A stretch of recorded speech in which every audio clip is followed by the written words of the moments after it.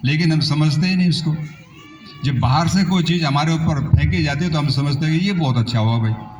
तो भाई आप सभी अपने परिवार में गाय भी पालें। गाय जहाँ रहेगी वहाँ पर कितनी बीमारियाँ नहीं आती। उसके मूत्र से, उसके गोबर से जो हम उसका पास करते हैं, उससे जो वहाँ पर वातावरण पवित्र होता है, तो उससे सारी चीज़ें अच्छी हो जाती हैं। तो देसी गाय पालो परिवार में ज़रूर, और उसका बच्चों को दूध पिलाओ तो उनकी मस्तिष्क अच्छी तरह काम करेगा, मेमोरी अच्छी होगी। जैसे गाय का बच्चा माँ से प्रेम करता है और माँ गाय बच्चे से प्रेम करती है, तो वही चीज़ें उनके अंदर आएंगी। वो भी आपसे प्रेम करेंगे, बच्चे माता पिता से दूर नहीं जाएंगे। तो ये चीज़ें बहुत ज़रूरी हैं।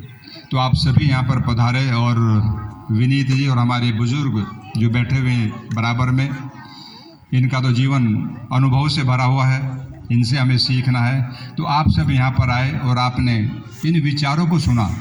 आपकी संख्या कम है, लेकिन मैं कहा करता हूँ कि परमाणु छोटा सा होता है, विस्फोट कर देता है। हमें संख्या कम है कोई बात नहीं, लेकिन जिन्होंने सुना है हमें 10-10, 20-20 को सुनाना है, उनको बताना है कि भाई आप इस चीज़ों को फॉलो करो। तो ये चीज़ें हमारे लिए बहुत ज़रूरी है। एक शायर ने बहुत सुंदर कहा, मैं उसे कह के अपनी वाणी को विराम दूंगा। एक जंगल था, उसमें आग लग गई, दावानल अग्नि फैल गई। जब आग लग गई तो उस पर कुछ पक्षी बैठे हुए थे पेड़ के ऊपर। तो एक व्यक्ति ने देखा, आप जैसी कोई बहन होगी, अरे पक्षियों तुम इससे उड़ क्यों नहीं जाते, इसमें आग लगी है। तो पक्षियों ने कहा उसने कहा कि आग लगी इस वृक्ष में, जलने लगे सब पात, उड़ जाओ हे पक्षियों जब पंख तुम्हारे पास। तो पक्षियों ने क्या कहा, फल खाए इन वृक्षन के, गंदे कीने पात, धर्म हमारा यही है कि जले वृक्ष के साथ। तो भाई इस धरती माता से हमने जो भी लिया है ना, उसको हमें रिटर्न करना है। रिटर्न कैसे करोगे, इसके साथ प्रेम करो, मातृभाव रखो। इस पर आपत्ति आए तो हमें आगे बढ़ जाना है, अपने बच्चों को तैयार करना है। तो ये चीज़ें हमारे लिए आवश्यक हैं। तो आप सभी भाई और बहनों का धन्यवाद, आपने दर्शित होकर के बहुत देर से आप सुन रहे थे यहाँ पर। और मैंने गुरुकुल की बात की, हम गुरुकुल चलाते हैं बालिकाओं का सहारनपुर में। यदि कोई बच्ची आप उसमें पढ़ाना चाहे तो पढ़ा सकते हो। और बच्चों की जो शिक्षा है वो आधुनिक भी है और प्राचीन भी है। हमारे बच्चों को 10-10 हज़ार चीज़ें याद हैं, 10,000 चीज़ें। आप सोच नहीं सकते कि 10,000 चीज़ें बच्चा याद कर सकता है। जैसे इंग्लिश में 26 अक्षर होते हैं, ऐसे हमारे संस्कृत व्याकरण में अष्टाध्यायी पुस्तक, उसमें 4,000 सूत्र हैं।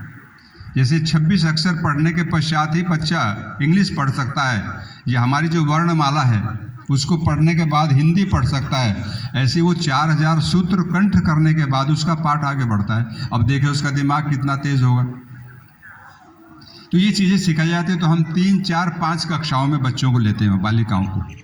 हमारी कोशिश होती है कि वो जो 3, 4, 5 कक्षाओं में बच्चे होते हैं उनको आप मोड़ सकते हो किसी भी तरफ, लेकिन जब बड़े हो जाते हैं, उनको बाहर की हवा लग जाती है, तो फिर उनको मोड़ना बड़ा मुश्किल होता है। तो उसमें 3, 4, 5, 6 कक्षाओं में हम बच्चों को ले लेते हैं। बच्चे थोड़ा बुद्धिमान होने चाहिए, तो आप बालिकाओं को वहाँ पर भेज सकते हैं। और बालकों का गुरुकुल भी है, आश्रम के पास में ही है, तो आप उसमें भी बच्चों को पढ़ा सकते हैं। तो ये चीज़ें हमारी संस्कृति के लिए बहुत ज़रूरी है। तो अब मैं अपनी वाणी को विराम दूंगा। आप सबने दच्चित होकर के सुना। ओम।